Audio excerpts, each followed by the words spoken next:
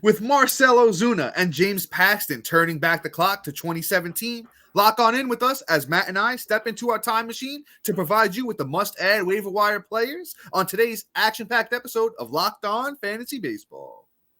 You are Locked On Fantasy Baseball, your daily fantasy baseball podcast. Part of the Locked On Podcast Network, your team every day.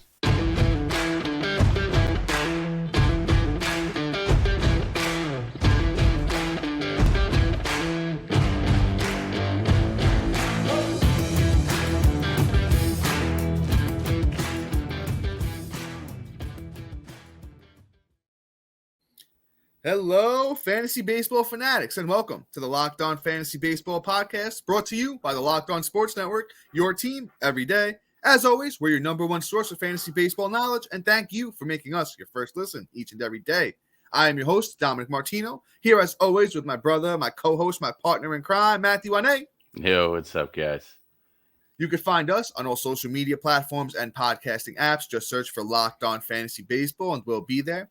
If you're listening on a platform like Apple or Spotify that allows 5-star ratings and reviews, we truly appreciate it if you do that for us. It helps a long way to grow the outreach of the podcast. And if you're watching on YouTube and you haven't already, hit that little bell below. It subscribes you to the channel, also gives you a notification every time we drop a new episode. And once again, if you're on YouTube, please be sure to like and comment because we love to talk fantasy baseball with you. And Locked On Fantasy Baseball fans, we have a fully loaded episode for you today. Let us be your team's secret weapon as we provide you with all of the best waiver wire ads for this upcoming week. And Matt, we talked about a couple guys turning back the clock today, and I think we got one of them queued up first. Yeah, let's talk about him. Let's talk about Mr. James Paxton. My guy was coming off yet another injury, which when we talk about his injury history, Dom will pull out the scroll of injuries, Yes, and he'll also have to scroll down the screen because he has that many injuries. He's literally about like a halfway point of where Alberto Mondesi would be if he played as long as James Paxton. So it's still long. But anyway, so James Paxton came out, had a really nice showing in his first outing of the year, which I was like really impressive. Didn't expect him to come out and, dominate the way he did. But, I mean, it was nice in 5 innings, right? He threw up a 3.6 ERA.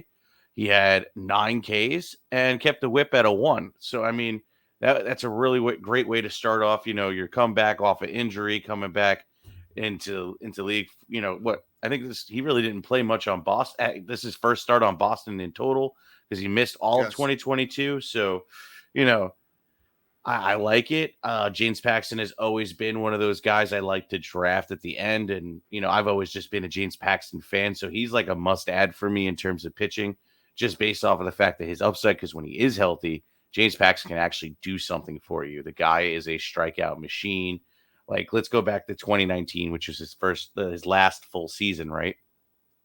Which sounds like a time way back when. So let's hop in the time machine, I guess. Let's stay on the course of going back in time. He had 150 innings pitched. He had 186 Ks, and he had 3.82 ERA. Like, I mean, you're not going to get this blow you away ERA out of this dude anymore. It is what it is. He's not going to be like his 2017 form when he had a sub 3 ERA. But, I mean, you're going to get a boatload of freaking strikeouts off this guy, and you're going to enjoy it all the way to glory with him because he can pretty much, really start you off to a nice start whenever he pitches with Ks in the K department. So definitely take a look at James Paxton. And if you have the room, definitely add him. Yeah, James Paxton, as we what Matt was saying, he's coming off the Tommy John surgery from last year. And then, I mean, I do have the scroll pulled up as Matt mentioned, and I'm just going to read off: strained left forearm, strained flexor tendon, knee inflammation, bruised forearm, lower back, pectoral muscle, forearm, elbow. It's just like head, shoulders, knees, and toes over here with James Paxton. So I'll say this. You may not get longevity. You may get 100 innings out of him if we're lucky. But when James Paxton's on the mound, as Matt mentioned, he's very, very good. James Paxton has a career 3.6 ERA across 759 innings. In that time, he had 840 strikeouts and a 1.21 whip. So it's pretty solid here for James Paxton. And, his velocity is similar to where he left off. He was averaging 96.3 with his fastball in that last outing against St. Louis. So it's, right where you want to see James Paxton as far as velocity goes. He's 15% owned on Yahoo. He's out there in pretty much every single league right now. I guarantee you Paxton's ownership by the end of next week is around 50%. He does get the Padres next up, which is a tougher matchup. I don't think they hit lefties as well as they hit righties last time I checked. And, James Paxton is the big lefty, so he might have a little success against them. But you know what? Pitching has been so hard to find off of the waiver wire this year. So go out there and get James Paxton. As I said, longevity may not be in his favor, but you know what? James Paxton is definitely worth an add. Let's move on to our next guy here that we've talked about a few times, so I'm surprised, though, ownership is still low, but it's Tanner Bibee of the Cleveland Guardians. And, man, he's been pretty solid so far. I want to see if I can grab his stats for you guys with today's game in there, because today Tanner Bibee went out there and you have it with today's game in there? I could do the math. Oh no, I can't. No, I think I have it. I think I have a little secret technique here. Let me see if I can get it going for us. But I will read off his stats from today's game. Tanner Bibee today went 7.2 innings, 7 strikeouts, gave up 1 run with an 0.26 whip. So he was absolutely dominant out there. And he does get the Mets out next time, so he has another tough test. But you know what? I think Bibee's living up to the hype. He has that off-speed pitch that we really don't know what it is. I think it's a mix between a slider and a curve and something else. They said they didn't even want to call it a slur because it didn't move like it. But on the year, Bibee has a 3.22 ERA with a 1.03 whip. That is including today's gem against the Angels. I think Bibee's definitely, you need to add him. 43% owned on Yahoo. I don't know how many innings he's going to give you this year, because don't forget, last year, he's not going to be Spencer Strider, but let's throw Spencer Strider out there, in the sense of towards the end of the year, after Strider threw all of those innings for the first time, his arm was acting up towards the end of the year. And, in 2022 in the minors, Bibee did only throw 132 innings. So I think if he gets up to 150 this year, that's going to be a lot. There's going to be times where they might skip his start and stuff like that. But you know what? The young Tanner Bibee here is looking very, very good to, start his career. 43% owned on Yahoo. Once again, Tanner Bibee, Cleveland Guardians. Yeah, I mean, I think there's a possibility he hits 150 just based off the fact that he did 132. Be aware he'll probably get sent down right before the All-Star week and probably miss the week after the All-Star week and then come right back up. Bibee is going to be good. I love his minor league numbers. They're absolutely phenomenal.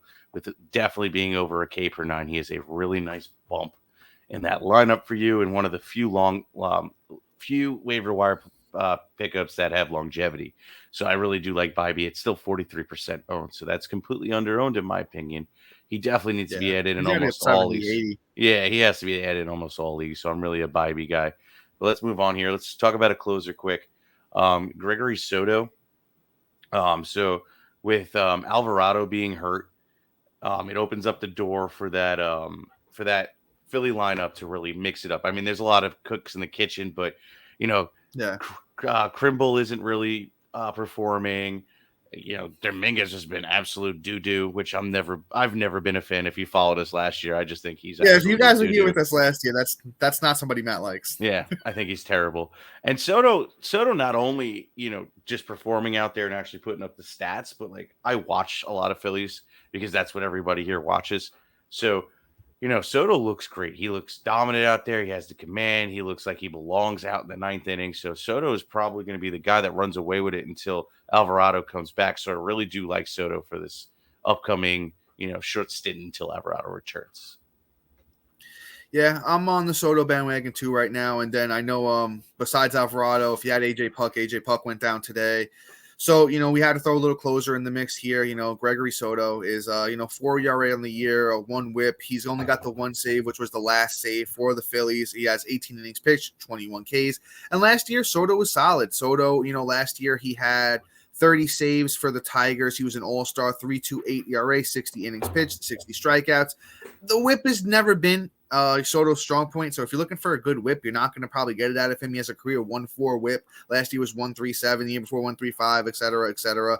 And Soto is currently 23% owned on Yahoo. So go out there and add Gregory Soto if you're in need of a closer. Real quick though, guys, for a championship team, it's all about making sure every player is a perfect fit.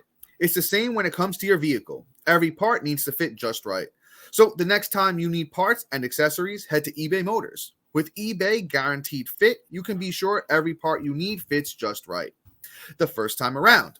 Just add your ride to My Garage and look for the green check to know the part will fit your money back. Because just like in sports, confidence is the name of the game when you shop eBay Motors. And with over 122 million parts to choose from, you'll be back in the game in no time. After all, it's easy to bring home a win when the right parts are guaranteed. Get the right parts, the right fit, and the right prices on ebaymotors.com. Let's ride. Eligible items only. Exclusions do apply. Once again, shop eBay Motors.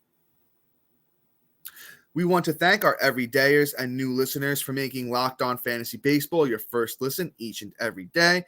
And make sure you look out for a new episode tomorrow. Matt, what do we got on cue for tomorrow again? It totally slipped my mind. It's going to be buy low, sell high.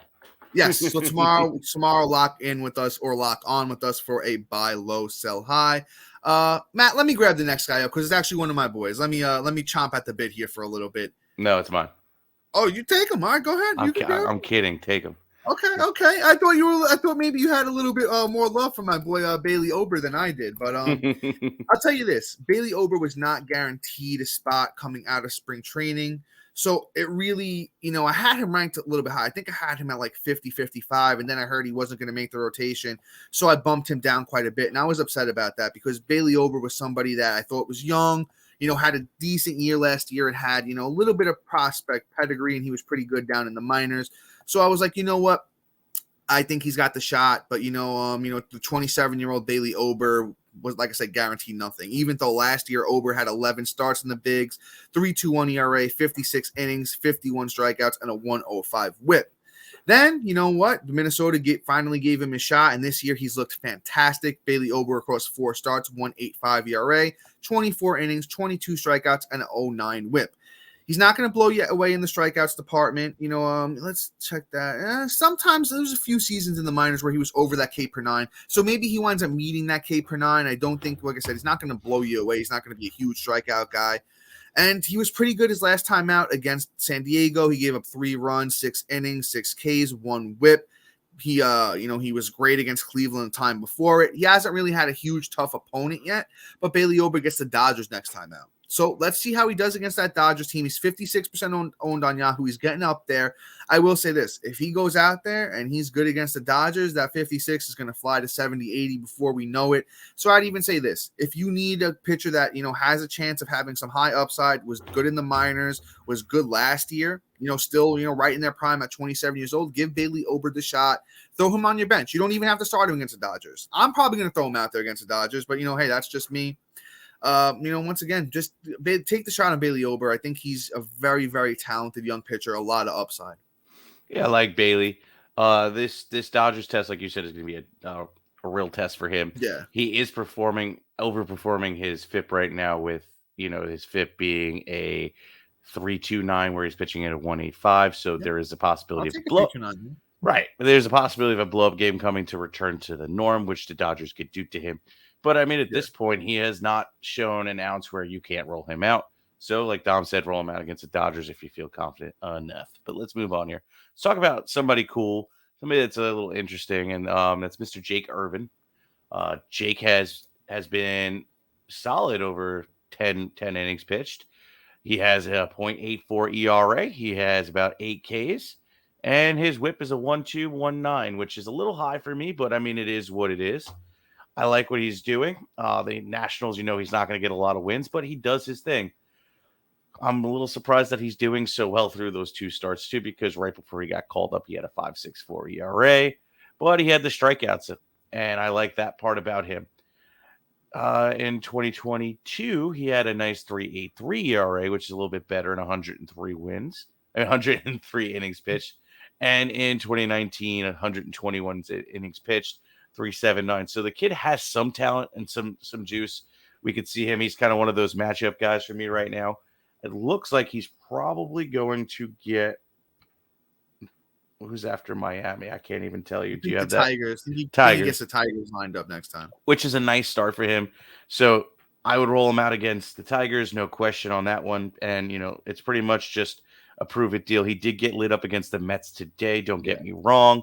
So that ERA is no longer going to be a 0.98, but and 0.84. But he's somebody that's going to just provide you down about what's the word I'm looking for? Provide you with productivity against bad matchups. So he's somebody next year that you're probably next week that you're going to want to, roll him out against. Sorry about that. Yeah, I'm not too familiar with Jake Irvin. Jake Irvin was a name I was looking around. I was kind of seeing who's been good, who's been bad, and his name was a little interesting to me. 26 years old, Jake Irvin, he, as everyone, he missed that, 2020 season, and he didn't pitch in 2021. I'm not sure if he got Tommy John or something like that, but that's kind of what it looks like to me. So he's a pitcher who didn't get a lot of development over the last few years, but in the minor leagues, as Matt read, he got a high 3 ERA, around a strikeout per 9. Whip was pretty solid in a couple of those years there. And he's come up and he's been productive. As I said, there hasn't been as much pitching off the waiver wire as there was last year. I know last year was just abundance. Every week, Matt and I were able to provide you with great names off the waiver wire. So that's why we're trying to dig deep here. Yes, Jake Irvin went out there today and got lit up against the Mets. That Mets lineup is very good, though. Gets Detroit next week. If you're in a deep league, you're in an NL only, you're trying to figure out, hey, what can work for me? Pick up Jake Irvin. You throw him out there against the Detroit Tigers. If he gets lit up, you drop him. If he's good, you can hold on to him to that next start and see where things go. I think this is a kid we might wind up hearing his name a little bit over the next couple of years. Once again, Jake Irvin, only 26 years old for the Nationals. Looks like he had some upside, was working things out in the minors. Yeah, it wasn't so great this year, but I think there's a chance that this kid's got, some decent stuff. I'm going to look into Jake Irvin a little bit more for you guys so I can give you a little bit in more depth detail. Jake Irvin's only 15% owned on Yahoo. He's definitely, worth an ad to see where things go next week with this Detroit start. As I said, might wind up only being a stream with Irving, but you know what? It might be a good one. It might help you in ERA, might help you in whip, might get a couple of strikeouts too. Let's move on to our other guy. That's once again, popping back into that time machine, and Marcell Ozuna is going back to that 2017 form where he lit up the world over the past couple of weeks here with some very, very good stats. As I read those off for you here in a second.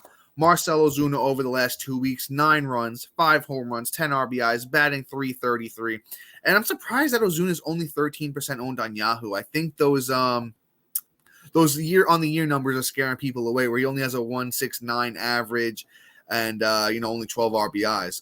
But you know what? On that Braves team, it only takes a little bit. He's got a lot of great guys hitting in front of him. Also, Acuna's having an MVP year. Austin Riley's starting to play a little bit better. And they need somebody behind those guys to drive him in, and that's what Ozuna's been doing over the last 2 weeks.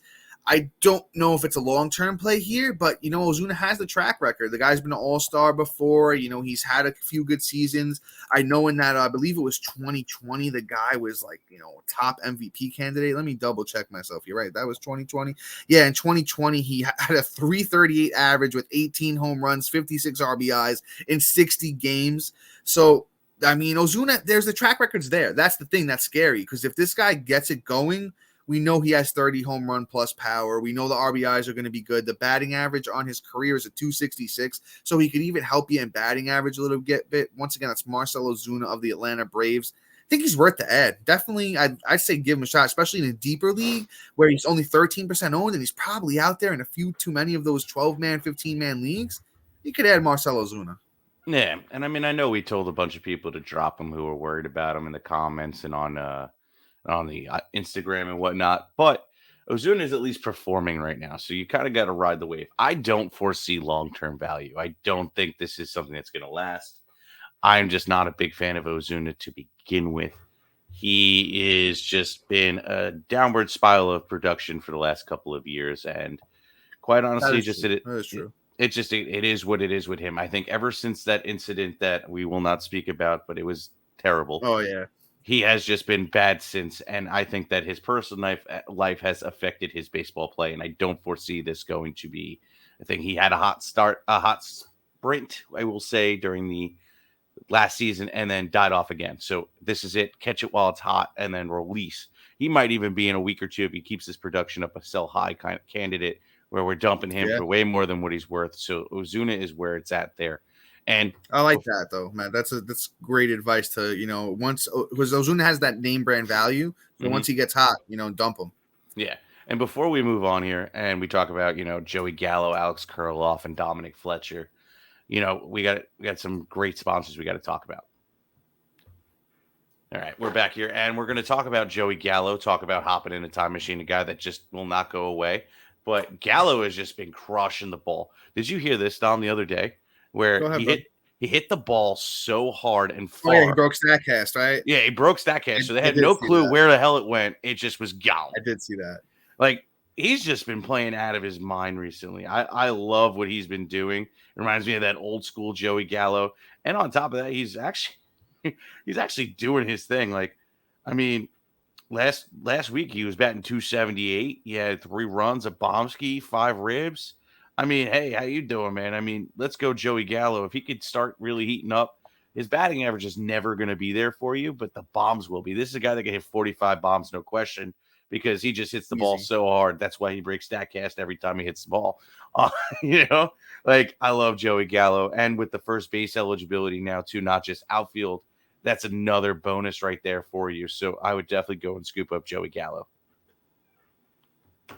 Yeah, see, Joey Gallo, it's so funny. Like, I'm viewing him as like, you're basically, he went undrafted in quite a few leagues, not every single league. I know there was, still some interest in him, but he, was like maybe like those 12 mans with not deep benches. He really wasn't getting drafted as much as, I thought he should have.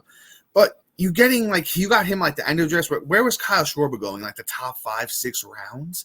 And you're going to get the same, basically, Kyle Schwarber-like production from Joey Gallo. As Matt mentioned, 40-plus home run upside is there. The RBIs are pretty solid at 19 on the year. Runs are solid at 16. He's even been known to steal a base or two. You don't rely on him for it, but, hey, he'll chip in, every once in a while with a little steal. Batting average on his career is 200, so if you need batting average, don't go Joey Gallo. It's a strictly power RBI type of move here with Joey Gallo, and he is currently still owned in 25% of leagues. I will throw this out there as we're recording today on Sunday. He was removed early from the game, but the Twins manager, Rocco Baldelli, said that he is most likely going to play Monday. Once again, we're talking about Joey Gallo of the Minnesota Twins. If you need that pop off the, you're struggling to find that home run power, definitely add Joey Gallo. He will get it done for you. Let's move on to another Minnesota Twin here, and it's Alex Kirilloff. As we spoke about him a couple weeks ago, and then he's kind of, if you picked him up and we talked about him, it's probably paying off for you because, Kiriloff's been hot, on the year so far. Kiriloff's played in 7 games. He's at 16 at-bats, 4 runs, 7 hits, a double, 2 home runs, 3 RBIs, and I love to see the 6 walks to 3 strikeouts for the 25-year-old Kiriloff, batting .438 so far. He had a double dong the other day. And the kid has the prospect pedigree. He's just always been hurt. He's kind of a flanges guy too. I remember, I think I talked about last time we spoke about Kirilloff. They like shaved the bone in his arm down, his forearm or his wrist. I forget where it was, but they shaved it down and something like that. I feel like he's gonna pull it out and start using that as the bat or whatever. I don't know, but you know what? He's out there and he's getting it done right now. As I said, he has that prospect pedigree. Let's go back to 2018, the last time he really played a full season down in the minors. Kiriloff, 2018, 130 games, 512 at-bats, 75 runs, 44 doubles, 7 triples, 20 home runs, 101 RBIs, and he hit .348. So Kiriloff, as I said, has that pedigree. He's only 13% owned on Yahoo. We need to get that up to like 50, 60% for the young Alex Kiriloff, and he's been batting 2nd and 4th for that Twins team. So, man, I like Kiriloff. He's probably, out of everyone we're talking about today, he's probably the guy. I'd take Alex Kiriloff over everybody we're talking about today.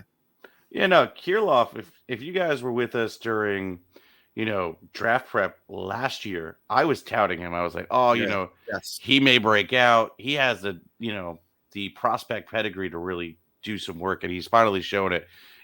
He struggled when he first got called up. He struggled in between, dealt with injuries. So I wasn't ready to really write him off, especially only being 25. Like, there's still that breakout. And if you look at the trend of all these prospects, it takes them 3 years. So, hey, this is his 3rd year. So let's see what Alex Kirilloff can do when that production is real nice at 13% owned. Take the shot on him with a first and outfield eligibility. That's a nice bonus as well. Let's move on here. Let's talk about Mr. Dominic Fletcher, a name that I am not really familiar with, but he seems like he's been serviceable for sure. And I like this. If you guys know my rule here, batting average off the waiver wire is key, and you can't beat it, so you got to scoop it up. And right now he's batting .462 right now through 39 at bats, which is really, really nice number right there. He also has 5 runs, 3 doubles, a triple, 2 bombs, 13 ribs, and he's just batting 462. You can't really beat that. Other than that, I really don't see where he really jumps off the page for me looking at his minor league stats. Not really a power guy. He had 1 year where he had 12 and 15, but that's really it. I mean, he's not somebody that's going to blow you away or even have long-term value from just me looking at his stats. I just like him for now, and let's see where this ride takes us. But Dominic Fletcher could be, at least a nice boost to your batting average and do some work for you in the other categories, at least on that Diamondbacks team. Yeah, I don't know how I can't root for the guy with my own namesake here with Dominic Fletcher. Looks like he was mainly just a batting average specialist down in the minors. In 2019 he had 318, 2021 264, 2022 he hit 312, and this year in the minors he hit 323. So if you, as Matt said, if you're looking for some batting average off the waiver wire, Dominic Fletcher could be your guy. As Matt mentioned, not really a speed or a power guy. The RBIs look pretty solid for him so far across his 39 at-bats, 13 RBIs. That's pretty good. He's been hitting 7th or 6th. They're trying to find out Dominic Fletcher's spot in, there in Arizona. He's 12% owned on Yahoo, so he's widely available. Guys, we dug deep for you guys today. We got in a lot of those deep leagues where you may have trouble finding somebody. We got the names for you today. Once again, Dominic Fletcher of the Diamondbacks we're talking about. He's an outfielder. He's still 25 years old. So, he's not really a big boy. He's, 5'6", 185. Here we're usually talking about those big dudes that are just getting it done like Ellie De La Cruz and, Yuri Perez are names we've been touting lately. But, hey, a guy like Dominic Fletcher is still out there getting it done. Probably a deeper league ad for now. Things might pick up here. Like I said, he's kind of reminds me of a little bit of a Luis Arias type where he may be very, very solid and average and not too many other departments, but give Dominic Fletcher the chance. Let's wrap it up here with our last guy. Probably a name that you've heard about, up until this point, because I know I've heard a lot of other people talking about him. So we figured we'd throw our 2 cents here on Locked On, and it's Casey Schmitt of the San Francisco Giants. So, this guy got the call. I heard his name earlier in the year. We had one of Matt and I's one of our big leagues draft startup. We did a whole minor league system, and somebody drafted him. And I was like, damn, I'm not too familiar with him. I dug a little bit. I was like, okay, this guy's all right. I don't think he's great, but he's all right. Down in the minors, he's a little bit of a batting average specialist too, I'd say. Because in the minors, 2022, Casey Schmitt hit 293. And then this year so far, he was hitting 313 down in the minors. I'll read you off the 2022 minor league stats for Casey Schmitt. 126 games, 468 at-bats, 72 runs, 25 doubles, 21 bombs, 78 RBIs, and he had 293. I've heard, that the Giants, system, like all their coaches and everything are really big on Casey Schmitt. Once again, I'm not too familiar with him, only hearing about him in the offseason. So far in the year, Schmitt looks good, though. 5 games, 20 at-bats, 5 runs, 11 hits total, 3 doubles, 2 bombs, 5 RBIs, and he's hitting 550. So, I mean, once again, Casey Schmitt is 40% owned on Yahoo already. He's eligible at third and short.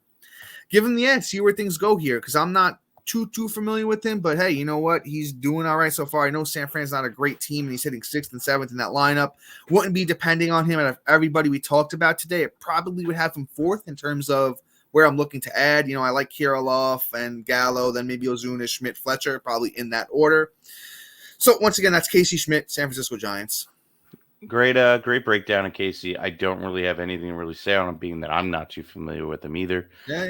Other than what you said, hey, we're going to talk about Casey Schmitt today. So, my quick little synopsis of him is he's going to be blah in about 4 categories and phenomenal in about batting average. So, Casey Schmitt worth an ad just based off of the fact that batting average follows my rule. But Dom, take it away, sir.